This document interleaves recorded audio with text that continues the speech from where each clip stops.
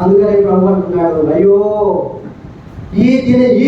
నీ దినమందైనను సమాధాన సంబంధమైన సంగతులు తెలుసుకుంటే అది నీకు మేలు. సమాధాన సంబంధమైన సంగతులు తెలుసుకుంటే నీకు మేలు. ఇప్పుడు నీకు కన్నులకు మరుగై ఉన్నాయి. ఇప్పుడు అవి నీకు కన్నులకు మరుగై ఉన్నాయి. నువ్వు కళ్ళు తెరవకపోతే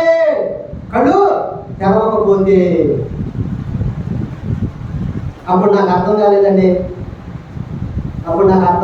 అని అంటే దేవుడు ఏం చేయలేడు.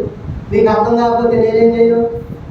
సువార్త విన్నావు కదా, వినబడింది కదా, వాక్యం విన్నావు కదా, వాక్యం వినబడుతుంది కదా, నాకు తెలియదు అని చెప్పి నువ్వంటే ఏంటి? అన్నీ తెలిసింది నీకు. అన్నం తినడం తెలిసింది, కూర వండటం తెలిసింది, పొలం పండించడం తెలిసింది, అమ్మటం తెలిసింది, వ్యాపారం తెలిసింది, పిల్లల కట్టడం తెలిసింది. చూడండి, అనేకమైనవి చేసావు, అన్నీ తెలిసింది. ఎందుకు తెలియదా నీకు అని దేవుడు అడగడని అనుకుంటున్నారా?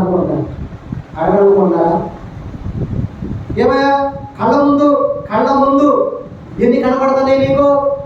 ఒక తల్లి ప్రసవించి ప్రసవ వేదన పడి ఒక బిడ్డను కంటుంది కదా. ప్రసవ వేదన పడితేనే ఒక కుమారుడు కుమార్తె ఈ లోకంలోకి వస్తున్నాడు కదా. మరి అతడు తల్లి గర్భంలో ఎలా నిర్మించబడుతున్నాడు? నిజంగా తల్లి గర్భము చీకటిగా ఉన్న స్థలంలోనే పిండముగా ఉన్నప్పుడే ఆయన కనులంట మనల్ని చూసినాయంట. ఆయన కనులు మనల్ని చూసినాయంట. పిండముగా ఉన్నప్పుడే నీ కన్నులు నన్ను చూచాను. పిండముగా ఉన్నప్పుడే ఆయన కన్నులు మనల్ని చూచినాయి. అవ్వ మోసపోవడం అనేది దేవునికి కనబడుతుంది.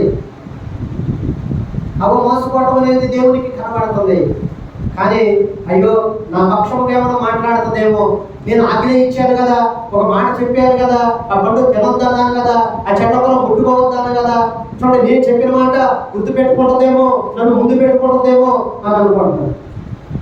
మనం కూడా దేవుడు ముందు పెట్టుకుంటామేమో అని దేవుడు ఎదురు చూస్తాడు నీ విషయంలో, నా విషయంలో. ఒకవేళ దేవుడు కానీ మనం ముందు పెట్టుకోకుండా నీ పనులనే, నీ కార్యాలనే, నీ చర్యలనే, నీ కుటుంబాన్ని, నీ బంధువులున్న వ్యక్తులనే నువ్వు ముందు పెట్టుకొని దేవుడిని పక్కన పెడితే చూడండి దేవుడు ఎంత బాధపడతాడు. అందుకంటున్నాడు ఆయన, ఆకాశం ఆలకించు, భూమి చెవియొగ్గు, నేను పిల్లలను పెంచి గొప్పవారిగా చేశాను. అయినా సరే వాళ్ళు నా మీద ఎగబడుతున్నారు. ఇశ్రాయేలుకి తెలివి లేదు, వాళ్ళు యోచించరు, వాళ్ళు ఆలోచన చేయరు. ఆలోచన చేస్తున్నావా? ఎందుకంటే సృష్టికర్త అయిన దేవుడు